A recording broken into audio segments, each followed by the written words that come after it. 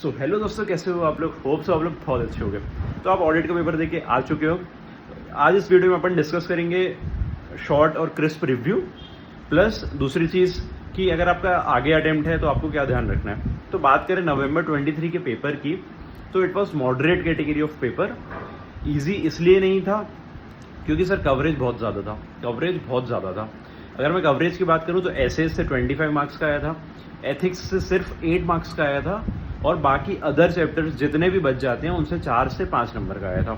तो dark side of paper में बात करूं, अगर नेगेटिव साइड क्या थी, नेगेटिव साइड अगर आप एज अ स्टूडेंट देखें तो भाई सब कुछ कवर कर लिया जब एग्जाम में, तो हमारा सिलेक्टिव स्टडी का तो स्कोप ही खत्म हो गया ना यार।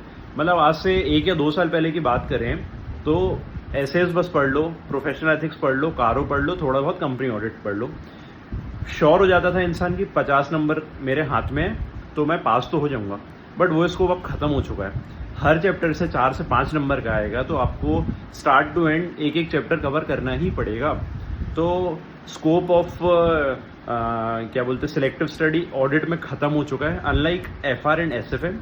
जैसे एफआर की एसएफएम की बात करें तो भाई डेरिवेटिव पोर्टफोलियो मैनेजमेंट पढ़ के चले जाओ, 30 से 40 नंबर आपके पक्के हैं।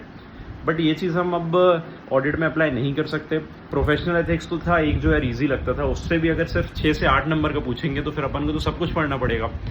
पॉजिटिव साइड ऑफ पेपर बात करूँ तो डायरेक्ट क्वेश्चन थे, मतलब कि अगर आपने पढ़ा होगा ना, वो चैप्टर कवर किया होगा तो वो क्वेश्चन आपको बन ही गया होगा, इसलिए अपन इसको मॉडरेट कैटेगरी में रखते हैं। दूसरी एक चीज़ ये था कि यार 12 से 13 पेजेस का अगर हम पेपर था तो इसमें क्या बहुत ज़्यादा रीडिंग टाइम लग रहा था, जिसकी अपन को आदत नहीं होती है। जनरली क्या होता है ना, अपन ऑडिट के क्वेश्चन 1 लाइनर टाइप के पढ़ते हैं कि स्कोप क्या था भाई, लिमिटेशंस क्या थी, ऑडिटर्स की क्या रिस्पॉन्सिबिलिटीज़ थी, एंड इस टाइप के अगर क्वेश्चन आ जाते हैं तो थोड़ा सा पैनिक हो सकता है। इसलिए अपन को ध्यान आगे से ये रखना है कि थोड़ा बहुत रीडिंग प्रैक्टिस भी रखना है, एमसीक्यू केस सिनेरियोज पढ़ने हैं, एंड अगर आपका आगे वाले अटेम्प्ट में पेपर है तो भाई सिलेक्टिव स्टडी का स्कोप जा चुका है, पूरा पढ़ना पड़ेगा, पूरा 100% पढ़ना पड़ेगा, तब जाके आप 80 to 90 मार्क्स का अटेम्प्ट कर पाओगे।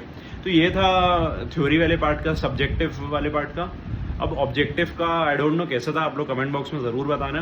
Best of luck for your next paper, and please do like share and subscribe for more such videos. Good bye, best of luck.